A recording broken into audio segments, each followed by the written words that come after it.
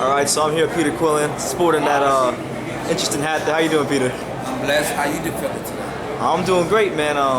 You obviously out here for the Lara fight, fellow Cuban. First of all, you got the stoppage. Assess this performance. What did you think about it? I thought it was an excellent fight, very technical. You know, Lara came out just like he was fighting for opportunity.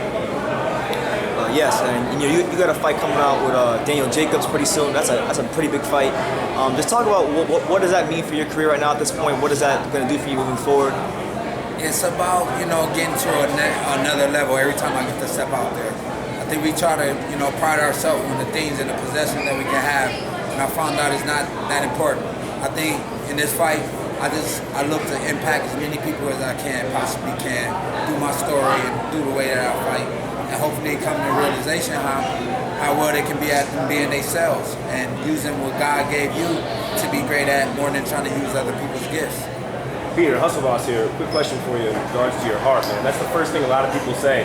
When you mention Peter, get shot with Quillin, man, they say the heart. With a guy like Danny Jacobs overcoming cancer and coming up, how's the battle going to play out between a heart like yourself and a heart like Danny Jacobs? What type of war, what type of additional element do you feel like the heart's going to play into that fight?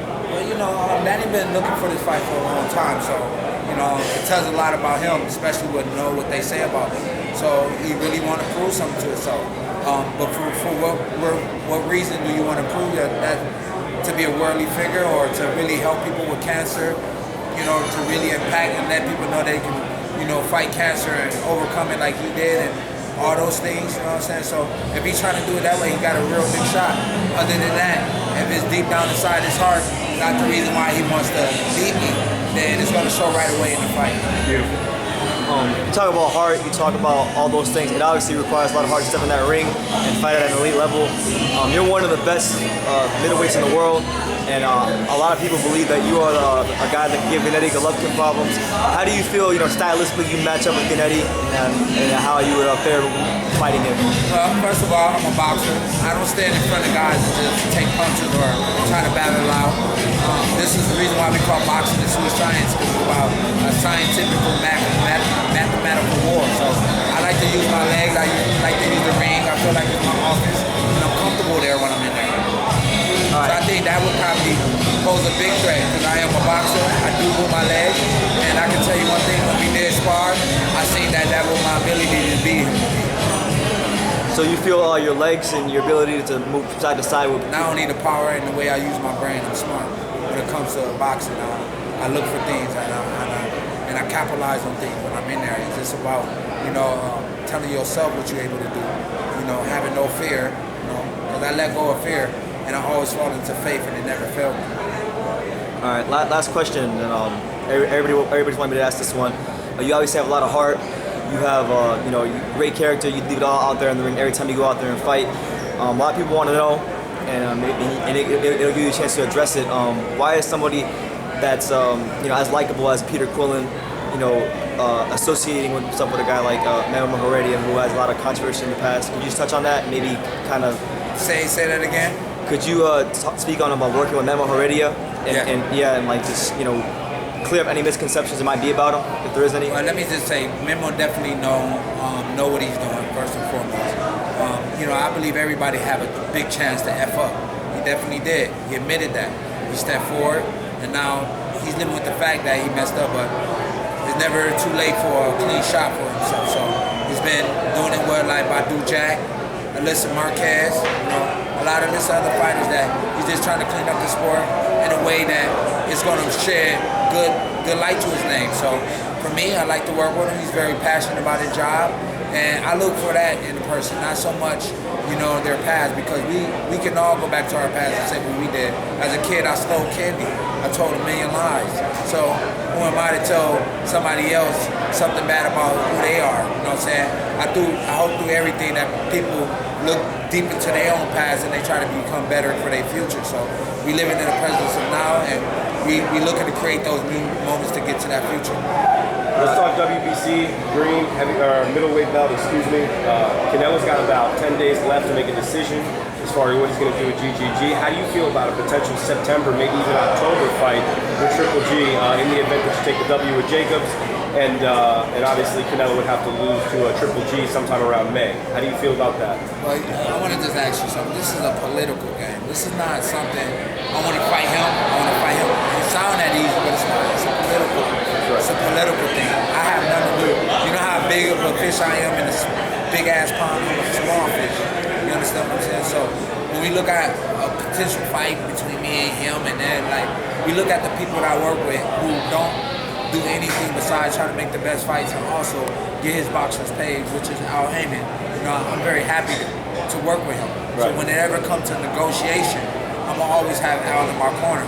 So if it's ever a GGG fight, you know what I'm saying, I'm gonna sit down and negotiate with Al Heyman just to make sure, you know, it's gonna be definitely, your health should be over wealth, right? Because you only get one life. When I step in the ring, as you see with Christian Colon, a lot of fighters fight for the glory and the glory moments and end up in a coma or, you know, having your brother by your bedside, and, you know, it's the worst, saddest thing, but then nobody accepts that. But, you know, we got to make things realistic, and that's what I try to do as a boxer, is make sure that I make this realistic. Gennady Golovkin is definitely a good fighter, a dangerous fighter at that, and I respect that. But did I come in the game to be scared of anybody? No, I haven't. But we got to make sure we work with the right people to make sure that everything, all the hard work, all the sacrifice that I do, get put to good use. So I'm up in here as a prize fighter, not a boxer that fight for free, or not a boxer that fight for glory. Because anytime I step in that ring, I couldn't come home to my son. That'll break my heart. And I could never imagine my wife sitting by my bedside waiting for me to come out of this. You know what I'm saying? So for me, it's real life. And, you know, no matter people, they're going to say, I always thought I was going to be the one that everybody likes. And I found out immediately that's not the way it goes. You know what I'm saying? You're going to have your people that say whatever they say. But the most important thing is staying true to yourself. I gave up my belt only because I said that I want to be there for my family. My son was just born. You know, I go away for camp, so I'm in Miami away from my family. Thank God my son is here right now on a visit for Thanksgiving. But, you know what I mean, like I go away. You know what I mean? So it's like I'm away from my family. And at the same time, I found out that my uncle had cancer. And when I say I gave up my belt because of that, nobody even cared. Right. They just look at it like, what, $1 million, 1.4, whatever I turn down, you can't take money and buy those type of things back. You know what I'm saying? So time with your kid, you never get back. So I'm very thankful to have Al Heyman, who's only gave me the best advice when it comes to me making my own decision about things that I can live with. And that's the most important thing. That's a beautiful, deep answer too. So there's a big part of that as far as the passion and chasing that belt again. No.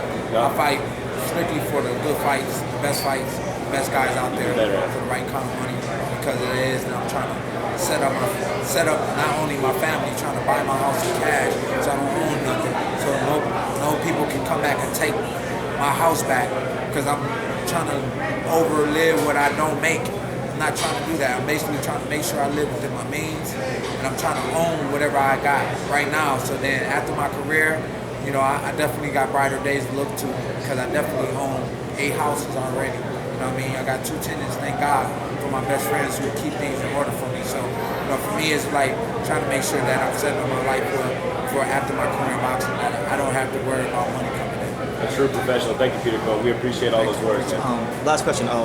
When it's all said and done and you hang up the gloves years and years from now, what do you want the fans and people to remember you for? That was a good person.